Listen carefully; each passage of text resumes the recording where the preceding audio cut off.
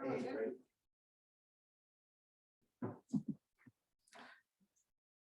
evening, everyone. Welcome to our April 25th Town Council meeting. Before we begin, we will just like to stand for a pledge of allegiance and a moment of silence for our men and women serving in harm's way. Pledge allegiance to the flag of the United States of America, to the republic for which it stands, one nation.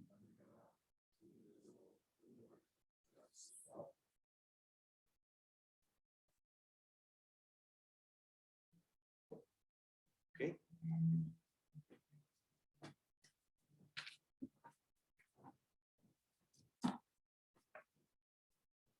All right, before we begin, I just need to touch base on the emergency procedures. In the event of an emergency, we have two doors to your left, one up in the front of chambers. We would exit the building, cross Middle Road and meet at the school administration building to wait further instruction. And with that, I need to just touch base on some housekeeping here. We are streaming tonight's meeting as well. So anybody that's participating at home through Zoom, there's an icon to indicate you have a question. If you're calling in, *6 will allow you to mute and unmute your phone. *9 will indicate you have a question. If you're participating at the podium or calling in or through Zoom, please state your name and address for the clerk. And with that, we will begin. Prior to tonight's meeting, there was an executive session under Rhode Island General Laws 4246-5A2 negotiations with the fire department. One vote was taken during executive session. And with that, I will continue on to presentations and recognition proclamations. Roll call. What? Roll call. Roll call, sorry.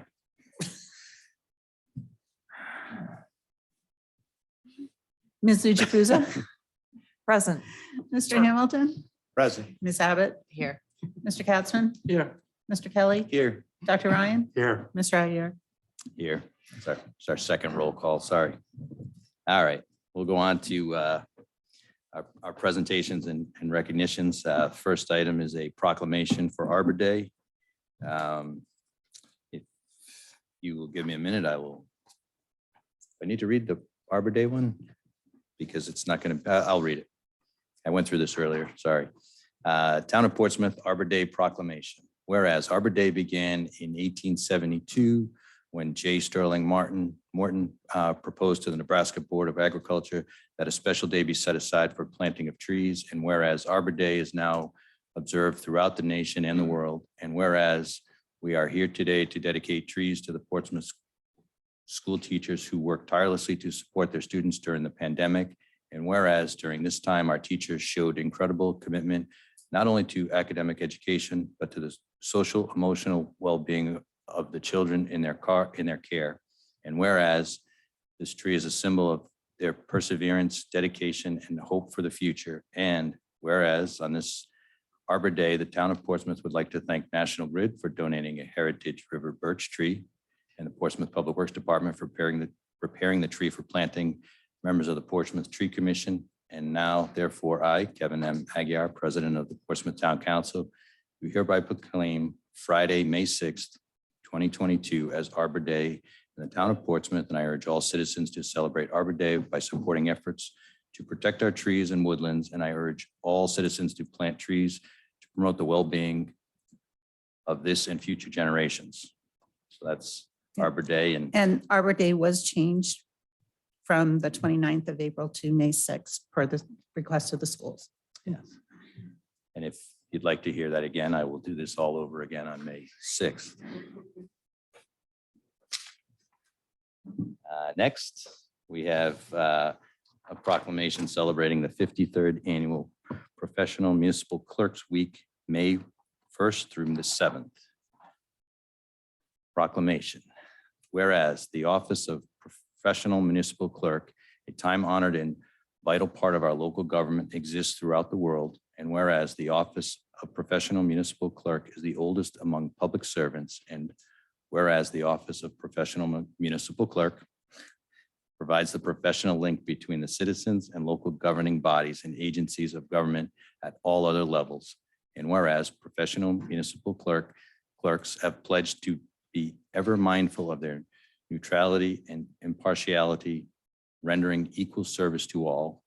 Whereas the professional municipal clerk serves as the information center of functions of local government and community. Whereas professional municipal clerks continually strive to improve the administration of the affairs of the office of professional municipal clerk through participation in education programs, seminars, workshops, and annual meetings of their state, provincial, county, and international professional organizations. Whereas it is most appropriate that we recognize the accomplishments of the office of the professional municipal clerk. Now, therefore, I, Kevin M. Aguirre, Portsmouth Town Council President, do recognize the week of May 1st through May 7th, 2022 as Professional Municipal Clerks Week, and further extend appreciation to our professional municipal clerk, Jennifer M. West, and to all professional municipal clerks for the vital services they perform and their exemplary dedication to the communities they represent. Dated this 25th day, April 2022. Thank you, Ms. West. All right. Now, let's move on to our consent agenda. Move to approve as presented. Second. All those in favor? Ms. Jukusa? Aye. Ms. Abbott? Aye. Mr. Hamilton? Aye. Mr. Katzman? Aye. Mr. Kelly? Aye. Dr. Ryan? Aye. Mr. Aguirre? Aye. Motion passes 7-0.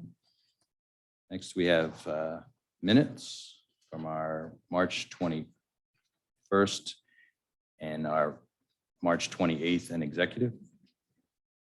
Move to approve all the minutes for March 21st, 28th, and the 4th and the 11th. Oh, Second. sorry. Flip the page. I didn't flip the page. Thank you, Ms. Hamilton. All those in favor? Ms. Jukusa? I abstained from approving the minutes from April 4th and April 11th, as I was not at those meetings. And I gave you a couple typo corrections for March 21st. And otherwise, I vote to approve the minutes from March 21st and 28th. Ms. Abbott? Aye. Mr. Hamilton? Aye. Mr. Katzman? Aye. Mr. Kelly? Aye. Dr. Ryan?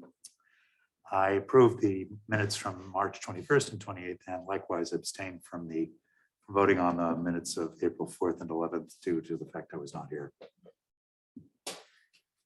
Mr. Aguirre? Aye. Motion passes. I'm going to say 7-0 and maybe a couple 7-0, 5-2, 5-0-2s. Yep. That's why she's our professional municipal clerk. That's Get that exactly straightened right. out. She will get it Let's move on reflected as accurate. to our town administrator's report. Mr. Rayner? Good evening, Mr. President, Town Council, ladies and gentlemen. Senator Whitehouse has informed me that he was able to secure a $1.35 million congressionally directed spending request for the Prudence Island Water District to be used for much needed water system repairs.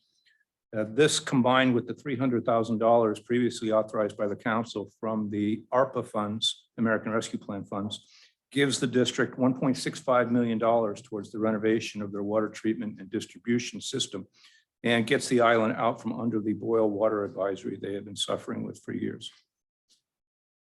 I'd also like to note that the Rhode Island League of Cities and Towns Annual Convention, which was postponed in January, will take place on this coming Thursday, April 28th, at the Crown Plaza in Warwick. Sessions this year will focus on the American Rescue Plan Act, energy sustainability, resiliency, the 2020 census, capital improvement planning, the Rhode Island school funding formula, and labor negotiations.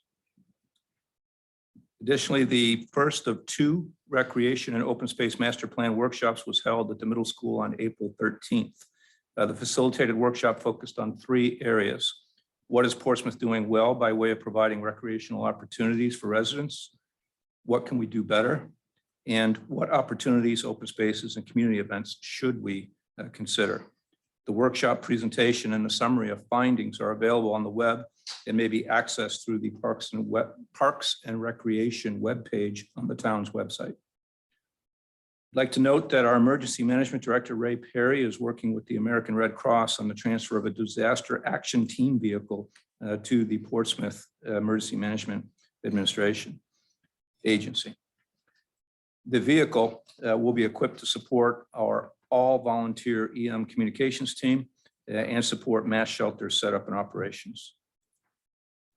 At the time that I submitted my list of town administrator items to the town clerk, there was a need for applications for the zoning board.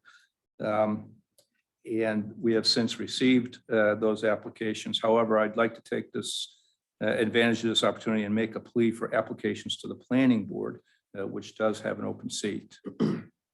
And then additionally, just public information, we have begun our transition from a .com to a .gov domain. Any new emails that come from our network will be from the .gov address, but all emails sent to us with the Portsmouth.com address will still arrive normally. In addition, the town's website has already begun to change to .gov, but using portsmouthri.com will still bring users to our website. That concludes my report, Mr. President. Thank you, Mr. Rayner. Okay, moving on to resignations and appointments. First, we have appointments to the zoning board. Mr. President, I would move that we appoint Mr. Donovan to the, are they going to be both going to be alternates? Yes. Appoint Mr. Donovan as first alternate and Mr. Harris as the second alternate. Hopefully, Mr. Harris will finish school before we need another zoning appointment. Okay, Seconded. all those in favor? Ms. Jukusa? Aye. Ms. Abbott? Aye. Mr. Hamilton? Aye. Mr. Katzman? Aye. Mr. Kelly? Aye. Dr. Ryan? Aye. Mr. Aguirre? Aye, motion passes 7-0. Moving on, old business. It's our monthly finance report. Ms. Lasky. Honorable Council, as of the end of February, the town is 66% through the fiscal year 2022. General fund revenues are at 68% of total budget as compared to 65% in the prior year. And general fund expenditures are at 68% compared to 62% in the prior year. We are experiencing higher than budgeted fuel and project costs at this time. However, the revenues generated from real estate transactions continue to outpace the added costs. We just recently received, April 20th, received our Rybeck board approved preliminary approval for our new bond for the school.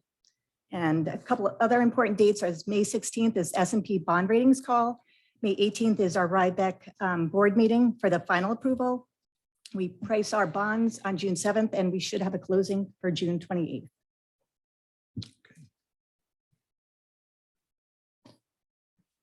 Any comments, questions? Motion to receive and place on file. Second. All those in favor? Ms. Jukusa? Aye. Ms. Abbott? Aye. Mr. Hamilton? Aye. Mr. Katzman? Aye. Mr. Kelly? Aye. Dr. Ryan? Aye. Mr. Aguirre?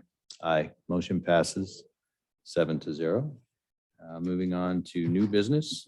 First item, it's a request to rebuild the Portsmouth Turnpike Playground to be bigger, better, safer, and all-inclusive of age and ability. Come on up.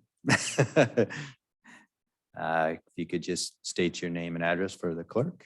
Sure. Catering Chappelle Berman, 106 Carnegie Harbor Drive.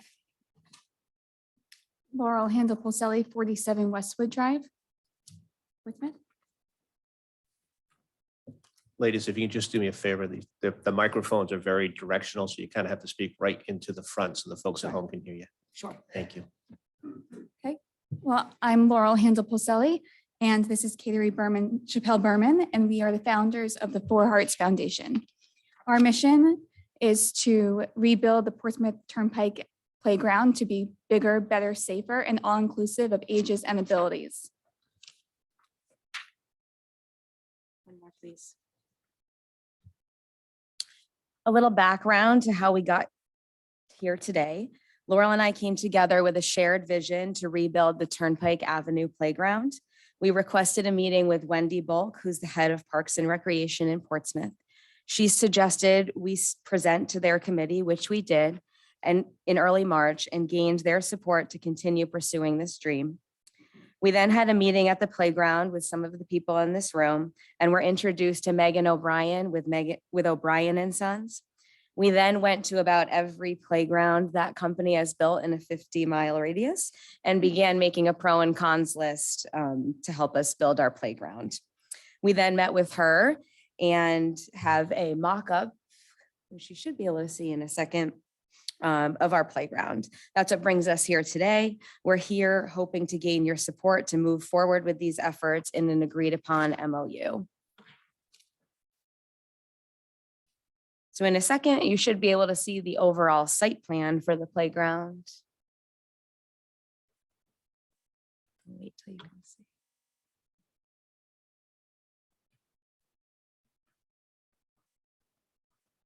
That's okay. One before that, please. Oh, one,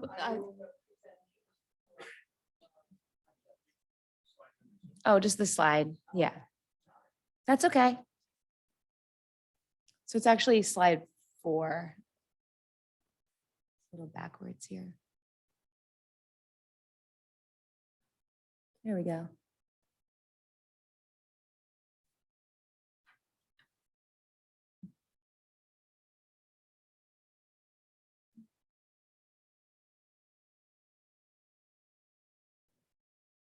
There we go.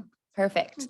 So here's the overall site plan that we came up with Megan. We tried to take all of our research and turn it into something great. The next slide, you'll see the 3D renderings of the playground. We've added components that help support our mission. We have zip lines, handicap accessible structures, swings and ramps, musical components, physical fitness components, structures for both ages 2 to 5 and also 5 to 12. It was important to us when designing this playground that the older kids were challenged, yet it was still safe for younger children to climb on. This is the second draft of what we assume will be a lot as we continue to tweak and perfect this vision. so in the next slide, you'll see our current playground, which is the Turnpike Avenue Playground. Despite the meeting of the National Playground Safety Institute regulations, a lot of the areas are currently not ideal for safety for ages 5 and up, and of course, younger. As you may know, a lot of 5-year-olds and plus are in school during the day, so that leaves younger kids to play. Right now, some of the areas of the playgrounds in the second level, as you can see, there are holes. So any age child can fall and get hurt falling that from there. Our big idea is to remove the mulch and to have a soft ground. This is not only great for low maintenance, but children eat things. So they put the mulch in their mouth, and that's not ideal.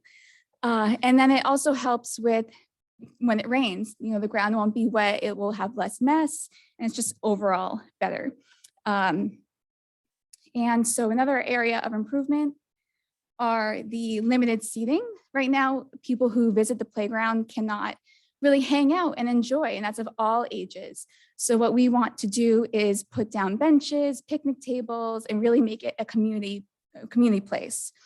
And again, right now our playground is not handicapped accessible, and that is a dream of ours, to be able to have ramps and handicap swings and make it all inclusive. And then the fact that it's not all age appropriate, we want to have areas that are for younger kids, older kids, and then safe for everyone, while still, of course, having fun.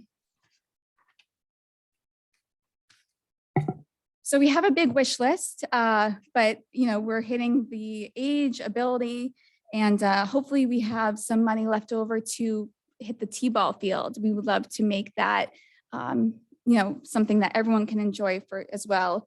And musical play components throughout the playground are other aspects on our wish list. As Laurel mentioned, and as you saw in the 3D renderings, we have a lot of wish list items. Currently, the amount we were given for the playground is around $355,000. That doesn't include the benches or the demo of the playground that's currently there. and it does not include any changes to the parking lot as it stands. We've set a fundraising goal for $400,000 to $500,000 to be able to cover all the costs. The way we plan to reach this goal is a combination of the following. First off, and what we think will be the majority, is local and federal grants. We were approved last week by the IRS and received our 501c3 letter as a nonprofit. This allows us to hit the ground running for applying to grants after you hopefully tell us it's okay today. We also plan to secure private donors and a fund a need from the town and community. So we have applied for nonprofit status with both PayPal and GoFundMe, and those have been approved. We have a lot of community members that have verbally pledged to giving us donations as well. So we do feel that it will be successful. As Laurel mentioned, we have plans for park benches and picnic tables. Both of those have options for a plaque. So we plan to have a fund a need campaign for those as well. Lastly, we have some fundraisers planned. As you might be aware, we were given the go-ahead by Wendy to start a community play group on Wednesdays at the Common Fence Point Center, which is currently ongoing for young children. That is a donation-based entry fee. So Laurel and I go, we put out all the toys, kids come in, and all of those profits we split with the community center at Common Fence Point, and the other half has been put away to start our efforts for the playground. We have a sip and shop planned at the Newport Car Museum on May 12th. We have health and wellness vendors, raffle items, and we will be getting a large portion of the items sold in the gift shop there that evening. We have local fitness classes planned, first of which being a yoga class at Island Heron Yoga in Jamestown on May 5th. All the proceeds will go towards the playground efforts for this class. We have a comedy show planned for June 11th at the Common Fence Point Center, and we have communications going for a touch a truck, dress down days at local schools, and other community events. We hope these events will, of course, bring revenue to our cause, but we're also happy to contribute to community events in the town and hope to bring awareness to this project. Currently, people are leaving the town and going to better playgrounds, ourselves included. We go to Tiverton, we go to Jamestown, we go to North Kingstown. So that means we're using their gas stations, their coffee shops, their grocery stores, their little stores. We would love to redo this playground so people want to come to our town and use our shops and our services. We want a great place for children to get outside and get some exercise. We, as Laurel mentioned, want to be able to give back a little and restore the T-ball field behind the playground as it stands and give more benches for grandparents and parents to be able to sit during those games. We want to have a space that's multi-age appropriate and accessible for all abilities. Overall, our dream is a place families want to go together. Coming off of COVID and having children be isolated, they need a place to play. Many of our support letters from parents, a school principal, and pediatric nurses mention just that. Play is so important for children and good for children socially, emotionally, and physically. Kids can practice healthy communication, play with children outside of their family, learn problem solving, and practice sharing.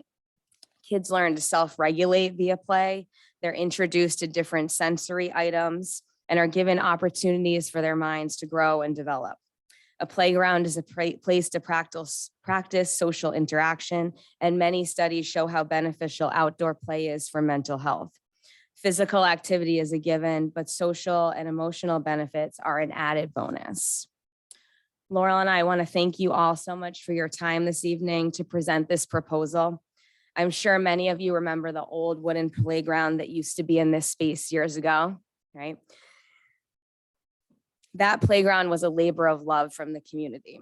I have so many memories playing there as a child, and our hope is that we're given the opportunity to give that back to our children. So in 30 years, that's okay. So in 30 years, they have memories of playing in our town and our playgrounds and not somewhere else. So thank you so much for your time. We really appreciate you listening to our passion project. And this playground isn't for us, it's for them. Thank you. Excellent. Yeah. Motion to approve the request for to rebuild the Portsmouth Turnpike Playground to be bigger, better, safer, and all-inclusive of age and ability. Second.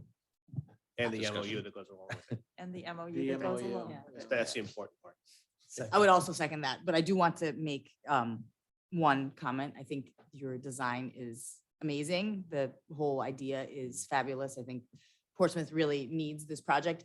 The one thing that concerns me that I think we're going to have to look at very carefully is the parking and access for traffic. That's a very busy road.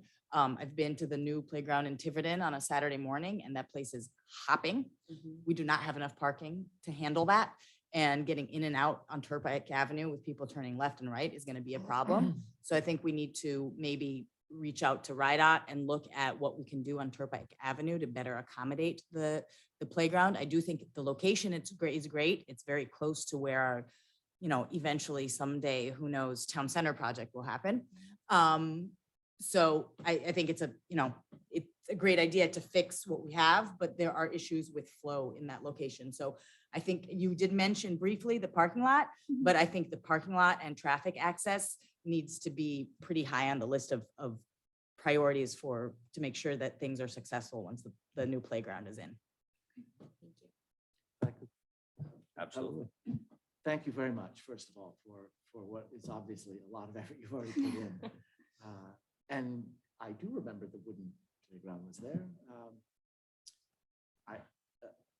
What we have there is insufficient. And I'm very grateful for your efforts.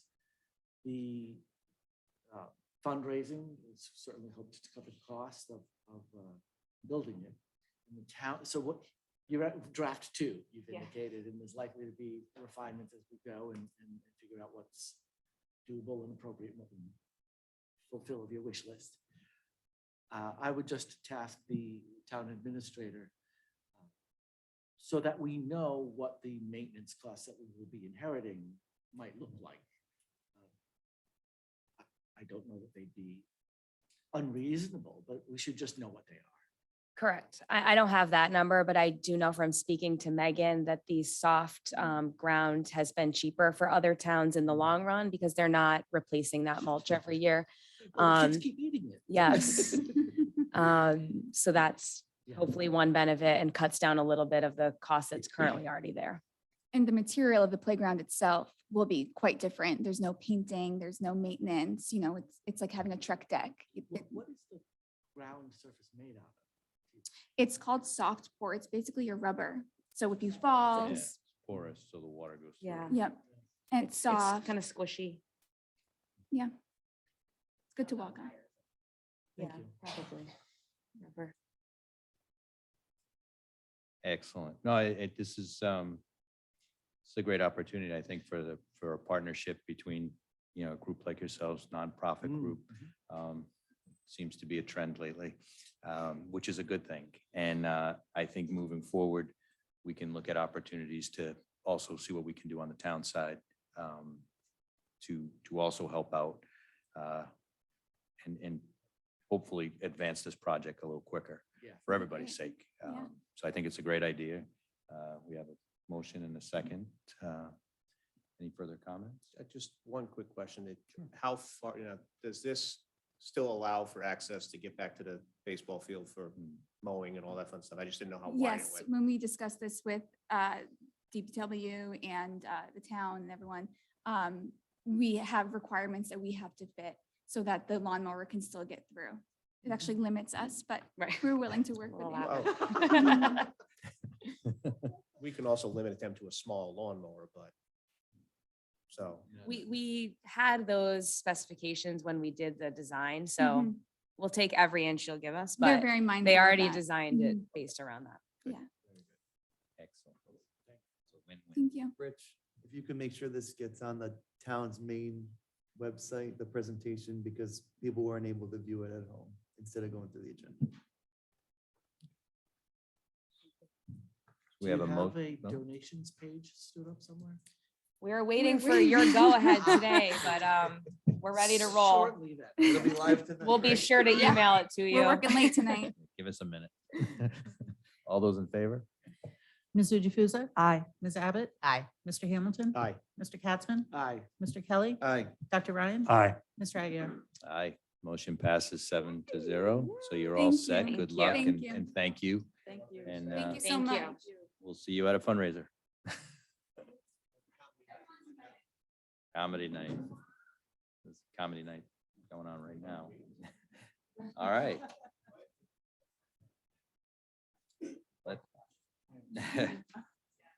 So next item is a request approval for the use of opera funds for installation of a new fiber line from Public Works to the Police Department for $20,000. Mr. Woodhead. Council President, members of the council, I just want to say, what you have before you right now is a request for the new fiber line for DPW to the police station. We have received a quote from Surtex Utilities for for $16,709.33. And I would like to request that we put a contingency on there for $3,290.67 because they're going to be using the existing conduit from DPW up to the police station, and it's kind of old. I just want to make sure that we don't run into any problems right now. So I would just like to request the council approve $20,000 for a new fiber line from DPW to the police department from Surtex Utilities for $20,000. Motion to approve not to exceed $20,000 for replacement of the new fiber line. Second. All those in favor? Mrs. Jukusa? Aye. Ms. Abbott? Aye. Mr. Hamilton? Aye. Mr. Capson? Aye. Mr. Kelly? Aye. Dr. Ryan? Aye. Mr. Aguirre? Aye. Motion passes 7-0. Next, we were moving on to the paving update. Mr. Woodhead. Council President, members of the council, I'd just like to give you guys a quick brief of our spring paving plan. I've broken it into 3 categories with the amounts for each category. So the first category is major and minor rehabilitation plan. That is for like overlays and mill to gravel, that sort of stuff. So PJ Keating will be finishing up last year's list of Norseman Drive and the addition of Atlantic Ave, East Corey's Lane, and Water Street from Child Street to East Corey's, and Glen Farm Road for a cost of $202,579.45. The preventive maintenance plan, that's for hot rubber chip seals, that's for microsurfacing. So in this, with the cost of liquid asphalt right now, it's very expensive. So the hot rubber chip seal is a little bit more expensive than the microsurfacing. So we went with the microsurface, the double microsurface. So in this, we'll be installing a double microsurface with fiber on the following roads: Watson Drive, Elaine Ave, Leander Ave, Dorothy Ave, Grain Terrace, Buckwheat Ave, Maze Corn Road, and Flint Corn Road for a cost of $176,080. And then our routine maintenance is for crack sealing. So in this, again, because they have the state contract, will be the crack sealing, we're following the roads with estimated for $25,000. That gives us about 3 days of crack sealing. They're going to be doing Anthony Road, North Water Street, Summit Road, Narragansett Ave, Island Road, Lakeville Ave, King Philip Street, Massasoit Ave, Fountain Ave, and then Thorpe Ave. Then with the remaining funds, we're going to be using for purchasing lumen seed to back up the size of the roads out to paving. If anyone has any questions? Very much. You don't need a motion to. No, I just want to give everyone a brief what we're planning on. I think it's always important to note, Mr. Woodhead, that the selection of these roads is based on a pretty detailed analysis with Multi-year. objective criteria. They're part of our pavement management program. Right. And then our pavement management program, we do a 3-year capital improvement plan. This is year 2 of our capital improvement program. Right. Thank you. Okay, that's good.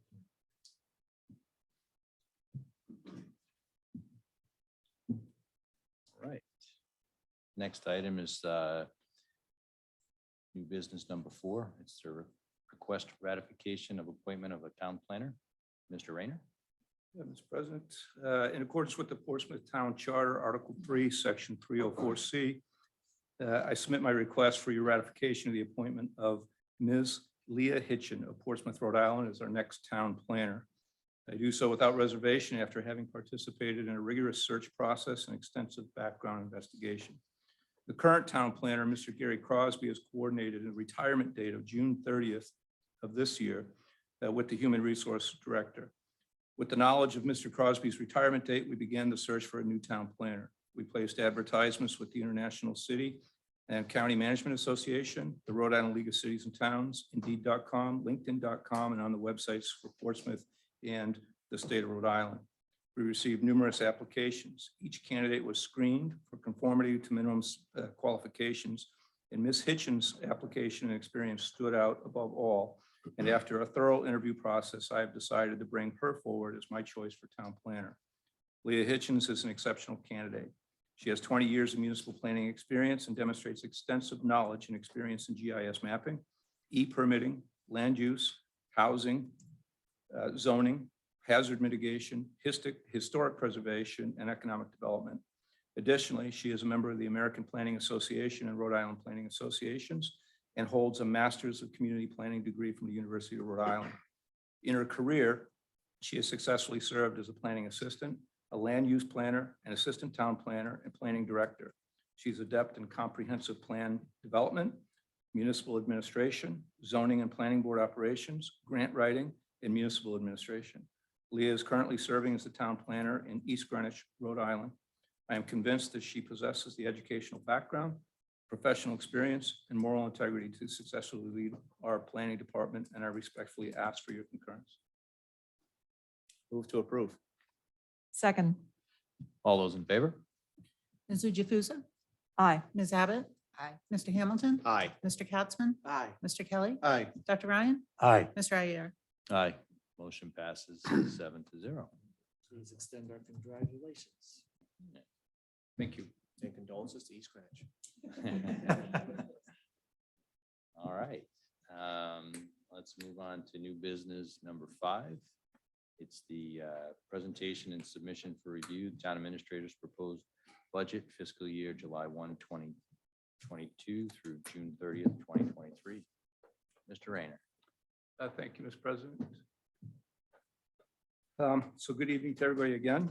I'd just like to make a quick administrative note before I start. We use the acronym AIPC in our budget drafts, but this got interpreted as Aquidneck Island Prevention Coalition in the final proposal based on the use of the title Portsmouth Prevention Coalition, just one line above it in the budget. So when we discuss civic support on Wednesday, the budget line labeled Aquidneck Island Prevention Coalition is actually meant to be Aquidneck Island Planning Commission. I apologize for that error. Next slide, please. So here's an overview of the remaining budget calendar. We've scheduled meetings through Thursday night as needed, and we anticipate the council will adopt the provisional budget on May 9th, if that is not already done at the end of these meetings. The public budget hearing is scheduled for June 15th, and adoption of the final budget is scheduled for the June 27th town council meeting agenda. Next slide, please. The town administrator proposed budget for fiscal year 23 is submitted for your review and consideration and has been prepared in accordance with the applicable sections of our town charter. School and town staff have been working together since late last summer to provide a budget that will help you guide policy and to serve and inform residents on the town's fiscal programs and operations. The construction of this budget is based on conservative fiscal values for both revenues and expenditures. A balanced budget considers available resources, determines their priority, and then develops a spending plan which addresses priorities within the constraints of resources available. This proposed budget is balanced and supports a municipal government focused on providing core services aligned with the town's vision and goals. Next slide, please. Some significant drivers behind this budget include yet another drop in state aid, substantial civic support. This will be our first year of the Public Safety Capital Program. We will be funding our capital improvement plan out of the general fund.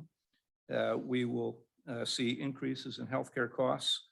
There have been significant increases in costs due to an incredibly high inflation rate.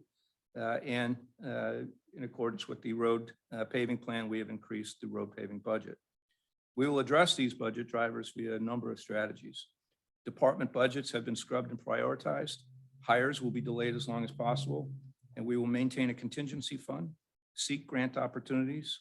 The capital improvement plan has been updated and reprioritized. We will continue our employee health and safety programs via our partnership with the Rhode Island Interlocal Trust. We will take on no new debt on the town government side, and we will continue our mutual aid agreements with surrounding communities. Next slide, please. Some budget takeaways. The commitment of the staff remains focused on maintaining the highest levels of services expected by the community. Based on revenue projections and recommended revisions to expenses, I propose expenditures of $69,967,453 from the general fund, which represents a total budget increase of 1.29% over last year and about a 34.7% property tax rate increase from the current $15.31 per thousand to $15.65 per thousand in assessed value. Our balanced budget serves to provide services to residents they cannot provide for themselves and includes funding to maintain buildings, equipment, and infrastructure. This budget supports funding for prioritized capital improvements, projects, and street paving.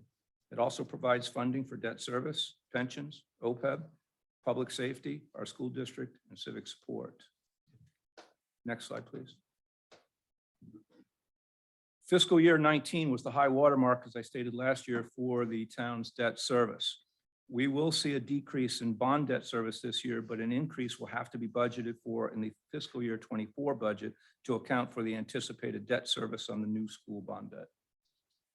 Next slide, please. Unfortunately, we are seeing further reductions in state aid.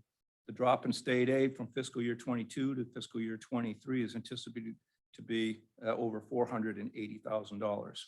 Over the last 6 years, we've seen a decrease in state aid of over $2 million.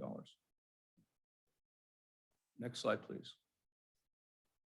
As we all know, taxes are the largest source of revenue for this town.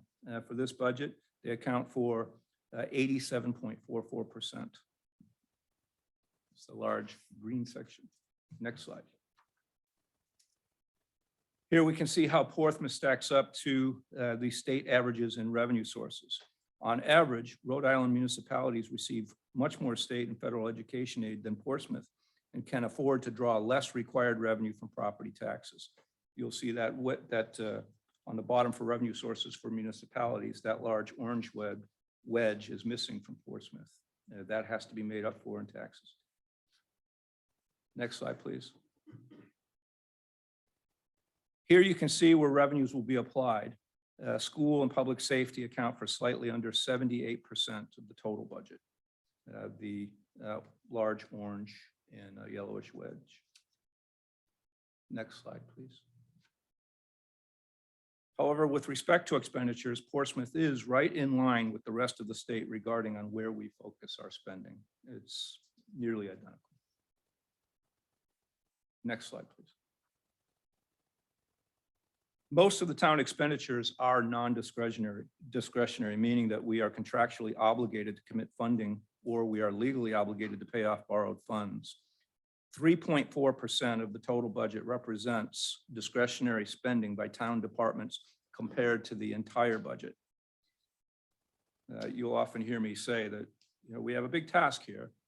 We're often forced to steer a battleship with a paddle. That small orange wedge is what we steer the budget with. Next slide. If we remove school funding and account for only the municipal budget, the discretionary percentage is 7.93%. It's a larger wedge, but on a much smaller pie. Next slide, please. So when developing the budget, we take into account all the previously mentioned methods and drivers, but in the end, we have to consider the impact on the tax rate and what is allowable under law. These are the metrics we factor into our consideration of the proposed tax rate. In addition to expenditures and non-tax revenues, we have to consider the tax cap, the levy required to balance revenues with expenditures, and how much tax will actually be collected, and the assessed property values. Next slide, please. So every year we talk a lot about the tax cap.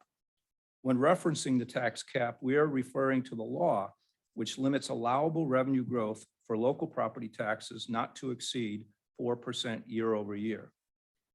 In this proposed budget, the amount needed in general property taxes, referred to as the levy, and I'm talking about real estate, commercial, and tangible taxes is $59,664,159, or a 3.32% increase over last year.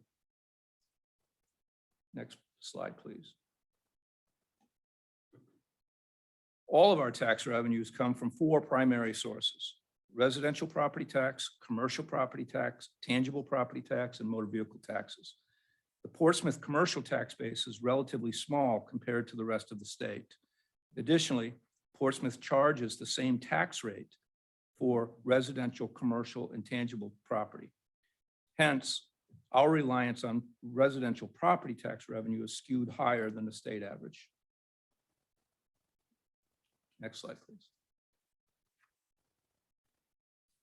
The median price of a single-family home sold in Rhode Island in 2020 was $319,000. So using that as a metric, this chart depicts the median fiscal year 22 tax burden relative to the municipalities and relative to the state median of $5,464. You can see that we're below that line. Next slide, please. However, when compared to the rest of the state, Portsmouth ranks fourth highest of 39 municipalities with respect to median family income. Next slide, please. So to compute the tax rate, we total the net assessed value of our residential, commercial, and tangible properties, which is the gross property value minus property exemptions. We divide that by 1,000 and then divide that into the levy required to balance the budget after we subtract out all the other revenues. This results in a tax rate per $1,000 in assessed values. For this proposed budget, the tax rate is $15.64 per thousand, which is 34.7 cents higher than last year, and $393,181 below the tax cap. Next slide, please. For this budget, based on the assessment of our tax assessor, we are projecting the following collection rates: 97.52% collection rate for residential, commercial, and tangible, and 95% collection rate for motor vehicles. Next slide, please. So as I've stated, taxes are the largest source of revenue for the town. Residential taxes traditionally account for up to 85% of our revenues. For this budget, they account for 85.8%. Real estate is assessed at 100% of value based on periodic revaluations performed by the tax assessor. Our last revaluation, which is required every full revaluation, which is required every 9 years, was conducted in 2016-17. December 31st, 2019 was the effective date of our first statistical revaluation. We are in the midst of our second, which will be effective on December 31st, 2020. Our next full revaluation will be conducted in 2025-26. Additionally, we are currently in the 5th year of the phase out of the motor vehicle property tax. Under the phase out, cities and towns have been required to provide both progressively generous exemptions and progressively lower rates of taxation for motor vehicles. The state, in turn, reimburses municipalities each year for revenues lost due to the phase out up to the 2018 baseline levy. The motor vehicle tax is set to expire in fiscal year 24, though the state has committed to continue to have an obligation, keep its obligation to provide reimbursements to the municipalities for lost revenue. Next slide, please. So to put the proposed tax rate in perspective relative to inflation, this is a 2.265% increase in the residential property tax rate, which is significantly lower than the 8.54% inflation rate for the 12 months ended March 2022. This inflation rate is due mainly to sharply increasing supply disruptions, labor costs, energy prices, interest rates, and as expected, suppressed prices have risen as the pandemic is receding. Next slide, please. Here's a comparison of our fiscal year 22 tax burden relative to the rest of Rhode Island. Our tax rate was 26th lowest relative to the rest of Rhode Island. Our proposed tax rate of $15.65 would still place us well into the bottom half of the state. Next slide, please. And it keeps us in the lowest of 5 towns and cities offering full-service police, fire departments, and K through 12 full school districts. Next slide, please. Just shift our focus quickly to the capital improvement plan. Our capital improvement planning process begins in August of each year. Capital needs are reviewed and assessed across all the departments, and revisions and updates are made as needed to the long-range capital improvement request plan. From there, the proposed fiscal year capital improvement plan is drafted and then incorporated into the proposed budget. Next, here's a recap of our proposed capital improvement plan. Of note, we will address needed town hall roof repairs, IT upgrades, equipment and vehicle replacement, fire station renovations, and playground renovations. The proposed capital improvement plan totals $1,049,263. Next slide, please. We are still under the guidelines for the American Rescue Plan.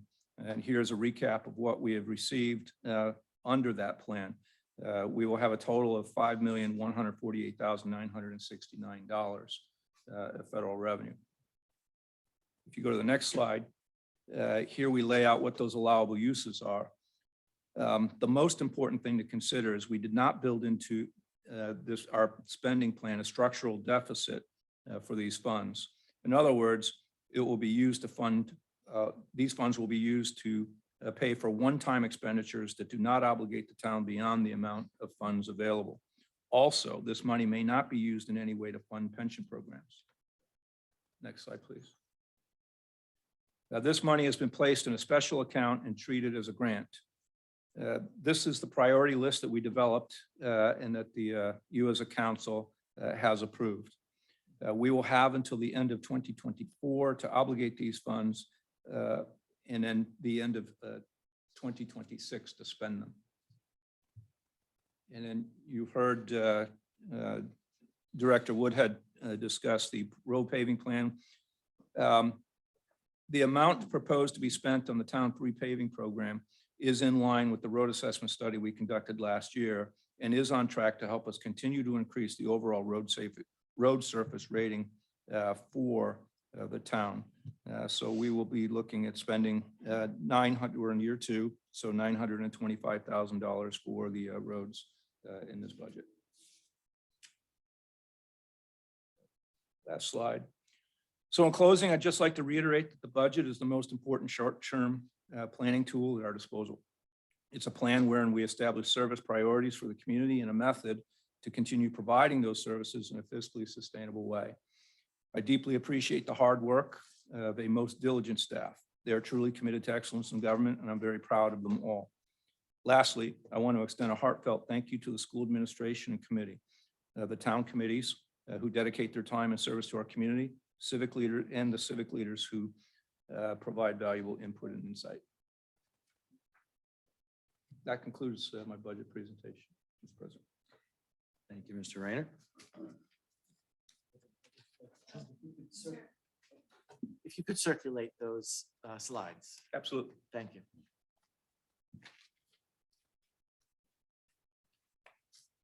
We'll get into all the details over the next 3 nights. Indeed.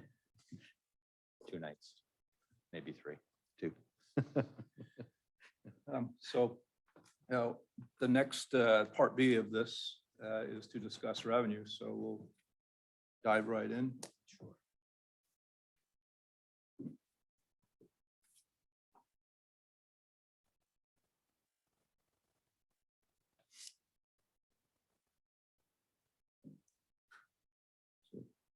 Barbara will pull up the proposed budget.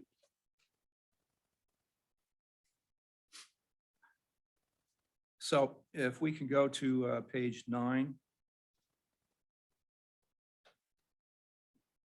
Yeah, page 9, you'll see the executive summary.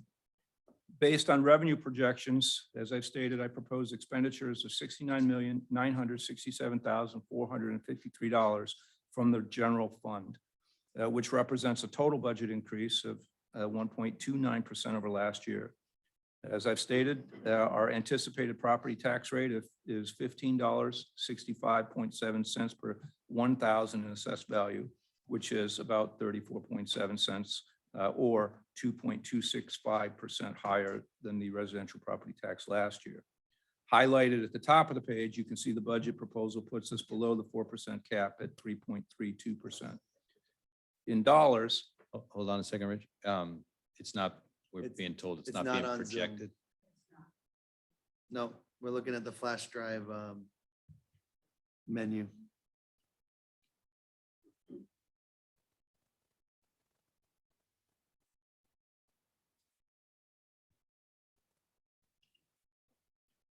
No, now I got it. got it? Okay. It's really small. But it's there. So as I stated, highlighted at the top of the page, you can see this budget proposal puts us below the 4% cap at 3.32%. In dollars, that means we are $393,181 below the maximum levy on residential, commercial, and tangible property. So we'll start, if you can go to page 10, the next page, therein starts the revenue summary. So you can follow along the bottom line numbers there, or you can track along with me starting on page 15. Page 15.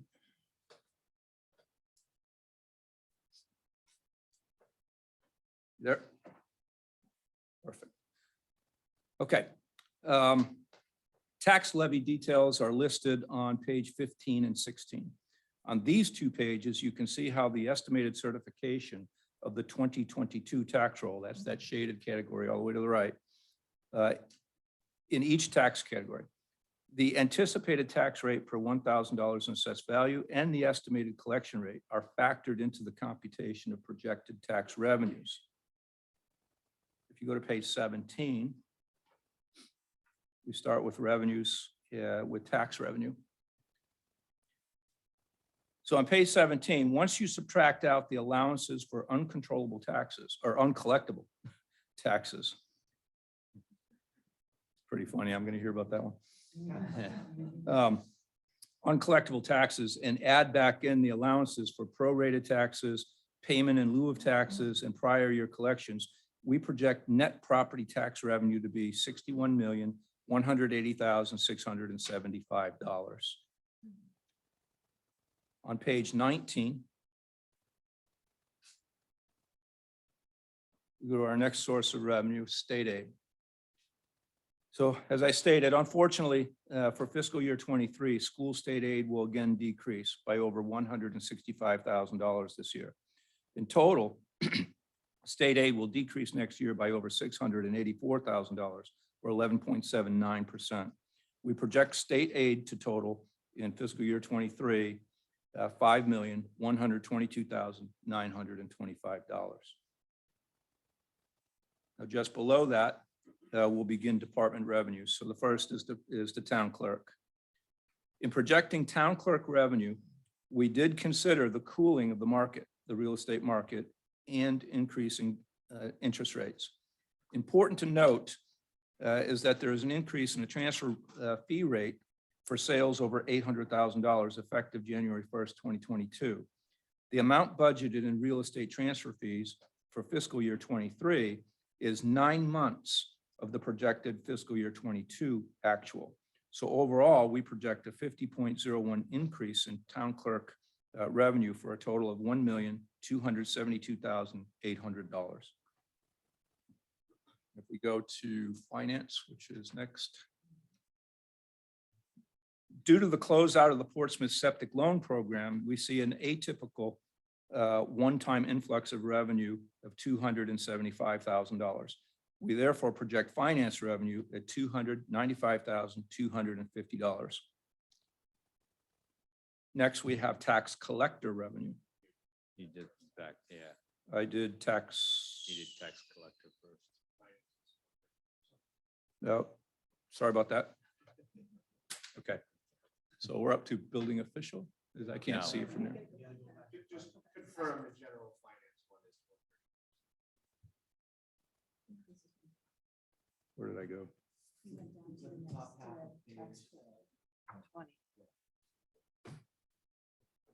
Bear with me 1 second. So tax collector. Page 20. Finance. So revenue for finance is 134, Oh, 650. sorry about that. Yeah. So we project the finance revenue, finance total to be 134,650. Sorry, my typo there. So just for everybody at home, finance revenue is projected to be $134,650. Tax collector revenue, which is just below that, we are projecting a slight increase in municipal lien fees for this year, resulting in a 0.46% increase for an overall projected tax collector revenue of $295,250. On the top of the next page, you'll see building official. Due to the continuing uptick in home renovations and improvements and the resulting required inspections, we are projecting an overall increase in building official revenue of 32.4% for a total of $651,010. Just below that, you see planning department. We are seeing a drop in planning board filings and have therefore adjusted anticipated revenues down 9.52%. And we project $19,000 for the next fiscal year. On the next page, there's no anticipated revenue for canvassing. We would jump to police.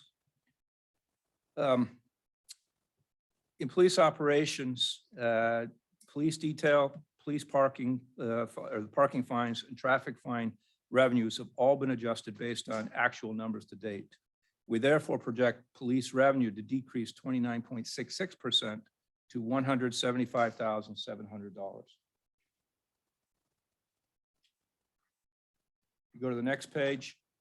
We're projecting harbor master revenue to remain flat at $108,000. Below that, you see fire department. This will be the first year of our new public safety capital program. We kickstarted this program with American Rescue Plan funds, and we will ensure that the program remains self-sufficient by funding it with a share of ambulance revenue. We have also moved the SAFER grant money into a restricted account, which we will use to reimburse the costs of the 8 SAFER firefighters. This accounts for the apparent drop in fire revenue by 86%. We didn't lose the money is just being used elsewhere in the budget. We therefore project fire revenue at $209,090 for the next fiscal year. Okay, on the top of the next page, you see the Prudence Island Transfer Station. Based on observed sticker sales and actual recorded revenue over the last fiscal year, we project $10,375 in revenue from the Prudence Island Transfer Station. Below that, you see recreation. We anticipated a significant increase in recreation revenue last year due to the expansion of the number of programs offered and the relaxation of COVID restrictions. Based on actual activity observed, we have revised the revenue anticipated slightly downward for this fiscal year and project $225,200 for fiscal year 23. And then lastly, on the next page, under other. Last year, you reduced the school operations budget by $80,000 as they no longer provide funding for the school SROs. Due to increased reservations at the campground, rental revenue from the town's communication tower, a revised polo contract, and increased bookings at the Glen Manor House, we project a 35.17% overall increase in other revenue for a total of $562,778. So therefore, if you return to page 10,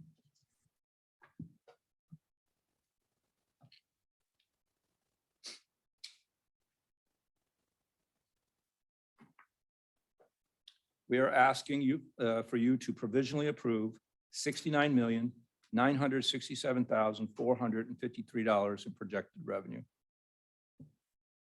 So moved. Second. All those in favor? Ms. Jukusa? Aye. Ms. Abbott? Aye. Mr. Hamilton? Aye. Mr. Katzman? Aye. Mr. Kelly? Aye. Dr. Ryan? Aye. Mr. Aguirre? Aye. Motion passes 7-0. Thank you. Tomorrow, we will begin to cover the rest of the budget, starting with the school department. We'll do it, school department, police, fire, DPW, and that should take us through tomorrow night, and then the rest normally on Wednesday night, depending on how quickly we go.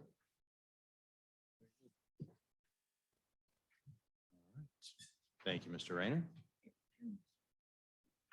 Okay. Next, we have correspondence. Motion to receive and place on file. Second. All those in favor? Ms. Jukusa? Aye. Ms. Abbott? Aye. Mr. Hamilton? Aye. Mr. Katzman? Aye. Mr. Kelly? Aye. Dr. Ryan? Aye. Mr. Aguirre? Aye. Motion passes 7-0. On to future meetings. As we just mentioned, we will continue with the budget tomorrow night, 26th, as well as Wednesday night, the 27th. Thursday, the 28th is if needed. So we'll monitor that. And then followed by our next regular council meeting on May 9th. That's everything. Motion to adjourn. Seconded. All those in favor? Ms. Jukusa? Aye. Ms. Abbott? Aye. Mr. Hamilton? Aye. Mr. Katzman? Aye. Mr. Kelly? Aye. Dr. Ryan? Aye. Mr. Aguirre? Aye. Motion passes 7-0. We'll see everyone tomorrow night. Thank you all.